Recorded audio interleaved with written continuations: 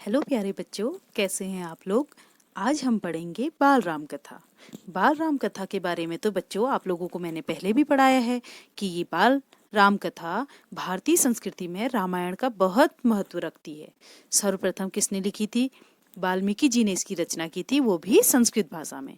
उनकी प्रेरणा से ही तुलसीदास जी ने अवधी भाषा में इस महाकाव्य की रचना की थी, जो भारतीयों के मन में सदा के लिए अमर हो गई। हमारी पाठ्य पुस्तक बाल राम कथा वाल्मीकि रामायण पर ही आधारित है। बच्चों, बाल राम कथा में हम पढ़ेंगे जो ये रचना है हमें बुराई पर अच्छाई की जीत का संदेश देती है। जो बाल राम कथा में जो भी हमें कहानी पता चलती है बच्चों, वो क्या देती है हमें सीख कि हमें बुराई पर अच्छाई की जीत का संदेश देती है।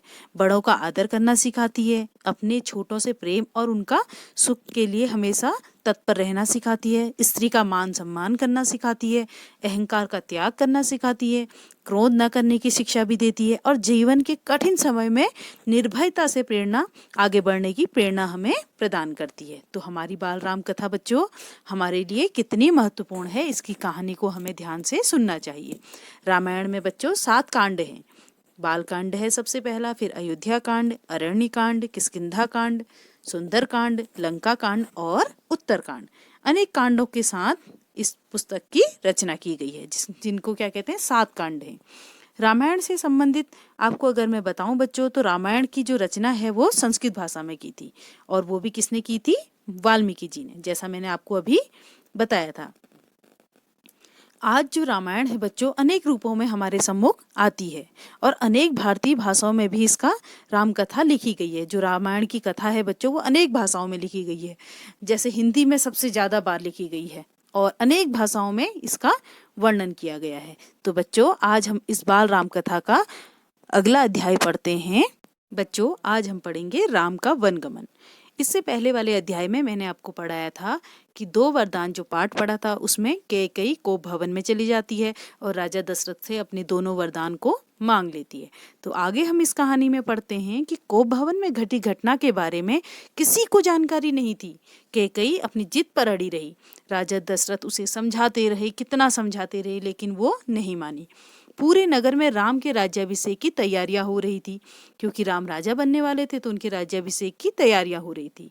गुरु वशिष्ठ की आंखों में नींद नहीं थी, किंतु महामंत्री सुमंत कुछ परेशान थे। वे महर्षि के पास गए और उन्होंने बताया कि पिछली शाम से किसी ने महाराज दशरथ को नहीं देखा। अब वो क्यों परेशान थे? क्योंकि उन्हें महाराज दशरथ कहीं भी दिखाई नहीं दे रहे थे। महर्षि ने महामंत्री सुमंत को तुरंत राजभवन भेजा। सुमंत राजभवन पहुंचे। वहां उन्होंने देखा कि महाराज दशरथ पलंग पर पड़े हैं। कैकेयी ने कहा कि मंत्रीवर, महाराज बाहर निकलने से पूर्व राम से बात करना चाहते हैं, आप उन्हें बुला लाइए।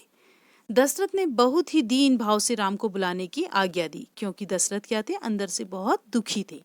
सुमंत के मन में कई तरह की शंकाएं थी, पर वे उन्हें टालते रहे। अब वो समझ नहीं पा रहे थे सुमंत कि आखिर बात क्या है, राजा दशरथ इतने शिथिल अवस्था में क्यों पड़े हैं। राम के निवास के बाहर भारी भीड़ थी। भवन को अच्छे से सजाया गया था, क्योंकि राजा बनने वाले थे तो उनके भवन को तो सजाना ही था। सुमंत को देखकर चारों तरफ कोलाहल बढ़ गया। सभी लोग राम का राज्याभिषेक देखने के लिए बेचैन थे। तभी सुमंत ने कहा, राजकुमार, महाराज ने आपको बुलाया है, आप मेरे साथ चलें। कुछ देर में राम लक्ष्मण वहां पहुंच गए। राम समझ नहीं पा रहे थे कि महाराज ने उन्हें अचानक क्यों बुलाया है। सभी लोग समझ रहे थे कि राम राज्याभिषेक के लिए जा रहे हैं, इसलिए लोग जय जयकार करने लगे। अब सभी को ये लग रहा था कि राम का राज्याभिषेक जो होने वाला था उसका समय निकट है, तो सभी जय जयकार करने लगे। महल में पहुंचकर राम ने माता पिता को प्रणाम किया। जैसा मैंने आप लोगों को बताया था कि आपको भी सबसे पहले सुबह उठकर क्या करना है? अपने माता पिता को प्रणाम करना है। महाराज दशरथ राम को देखकर बेसुध हो गए। होश आने के बाद भी वे कुछ बोल नहीं पाए। जैसे ही उन्होंने अपने पुत्र को, राम को देखा, ज्येष्ठ पुत्र को, तो वो बेहोश हो गए, बेसुध हो गए। और जैसे ही होश में आए उसके बाद भी वो कुछ बोल नहीं पाए। थोड़ी देर तक चारों ओर सन्नाटा छाया रहा। राम ने पिता से पूछा कि क्या मुझसे कोई अपराध हुआ है? अब हमें भी ये लगता है, अगर अचानक स्कूल में हमें प्रिंसिपल सर बुलाते हैं तो हमें लगता है जरूर हमसे कोई अपराध हुआ है, जो जरूर हमसे कोई ना कोई गलती हुई है जो आज हमें सर ने बुलाया है। कोई कुछ बोलता क्यों नहीं? तब राम ने माता कैकई से कहा कि माते आप ही बताइए।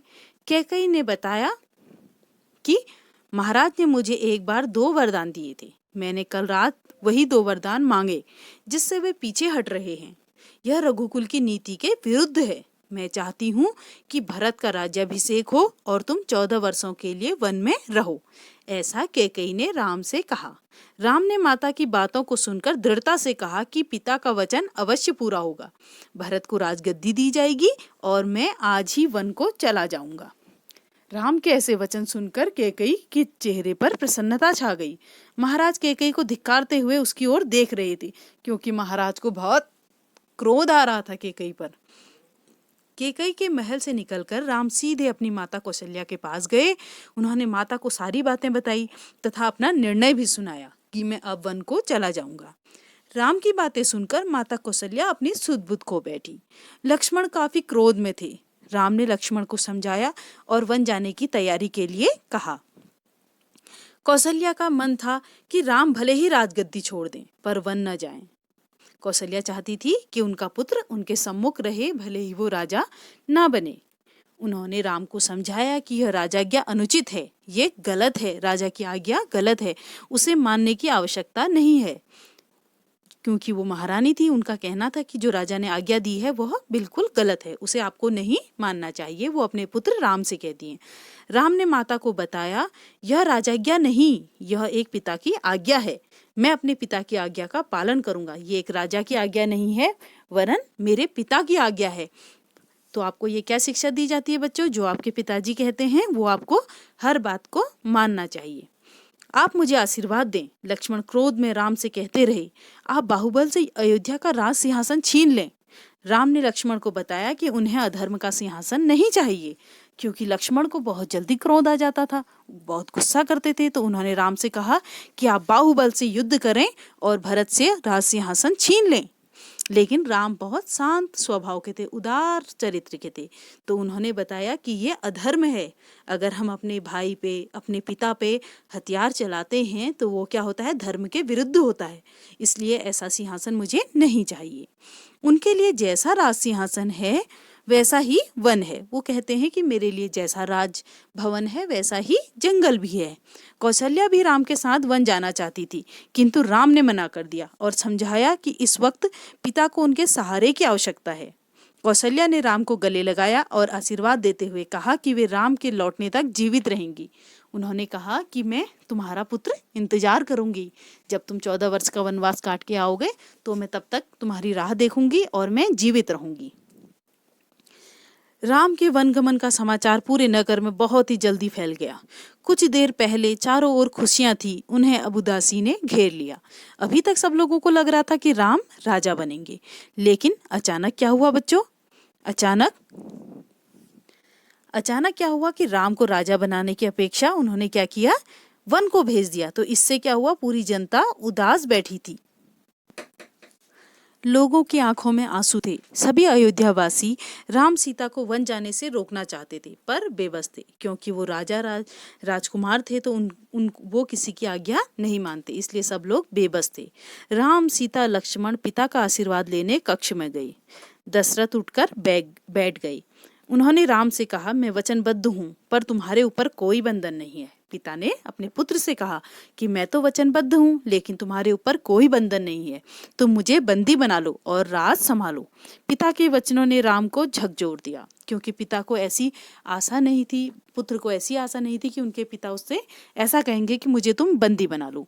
लेकिन राजा दशरथ क्या थे बच्चों, मजबूर थे। वो चाहते थे कि राम कैसे ही वन में ना जाए, किंतु उन्होंने नीति का साथ नहीं छोड़ा। इसी बीच कैकेयी ने राम, लक्ष्मण और सीता को वत्कल वस्त्र दिए। वत्कल वस्त्र क्या होते हैं? जो गेरुए कलर के वस्त्र होते हैं, जो ऋषि मुनि धारण करते हैं, वो वस्त्र उन्हें दे दिए गए। उन्होंने राजसी वस्त्र उतारकर वत्कल वस्त्र धारण कर लिए। सीता को तपस्विनी वस्त्र में देखकर वशिष्ठ मुनि को क्रोध आ गया। वशिष्ठ मुनि जो थे उन्हें बहुत क्रोध आया उसको तपस्विनी वेश में देखकर। उन्होंने कहा, अगर सीता वन जाएगी तो सब अयोध्यावासी उसके साथ चले जाएंगे। लेकिन ऐसा कहाँ संभव था। राम सबका आशीर्वाद लेकर आगे बढ़े। आगे आगे राम, उनके पीछे सीता और उनके पीछे लक्ष्मण। इस प्रकार तीनों वन की ओर जाने लगे। बड़े बूढ़े बच्चे सबकी आंखों में आंसू थे। राम यह दृश्य देखकर विचलित हो गए कि सभी जनता, पूरे जो राज्य के लोग हैं वो रो रहे हैं। तमसा नदी के तट पर पहुंचते पहुंचते शाम हो गई। अगली सुबह वे दक्षिण दिशा की ओर चले। गोमती नदी पार करके राम, सीता और लक्ष्मण सरयू नदी के तट पर पहुंचे। महाराज दशरथ के राज्य की सीमा वहीं समाप्त होती थी। राम ने मुड़कर अपनी जन्मभूमि को प्रणाम किया तथा 14 वर्ष के लिए विदा मांगी। शाम होते होते वे लोग श्रृंगवेरपुर गांव में पहुंचे। वहां निषाद राज गुह ने उनका स्वागत किया। अगली सुबह राम ने महामंत्री सुमंत को वापस भेज दिया। खाली रथ देखकर नगरवासियों ने सुमंत को घेर लिया। सुमंत बिना कुछ बोले राजभवन की ओर लौट चले, क्योंकि सभी जनता को लग रहा था, सभी राज्य वालों को लग रहा था कि राम वापस आ जाएंगे। सभी सुमंत के आने की इसीलिए प्रतीक्षा कर रहे थे। सुमंत की आंखों में आंसू थे। महाराज की बेचैनी बनी रही। महाराज भी यही सोच रहे थे राजा दशरथ कि राम वापस लौट आएंगे। वन गमन के 6ठे दिन राजा दशरथ ने प्राण त्याग दिए।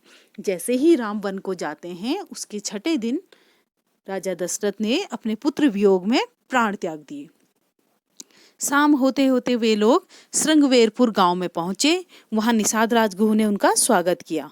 अगली सुबह राम ने महामंत्री सुमंत को वापस भेज दिया। तो बच्चों, इस प्रकार धीरे धीरे वो वन में पहुंच गए और 6ठे दिन राजा दशरथ की मृत्यु हो गई। अगले ही दिन मुनि वशिष्ठ ने मंत्री परिषद में कहा कि राजगद्दी खाली नहीं रहनी चाहिए। सभी की यही राय थी कि भरत को अयोध्या की घटनाओं को बताए बिना तत्काल अयोध्या बुलाया जाए। तो सभी ने राज्यसभा में ये निर्णय लिया कि राजा जो भरत हैं उनको उनके ननिहाल से बुला दिया जाए और उन्हें इस घटना के बारे में कुछ भी न बताया जाए।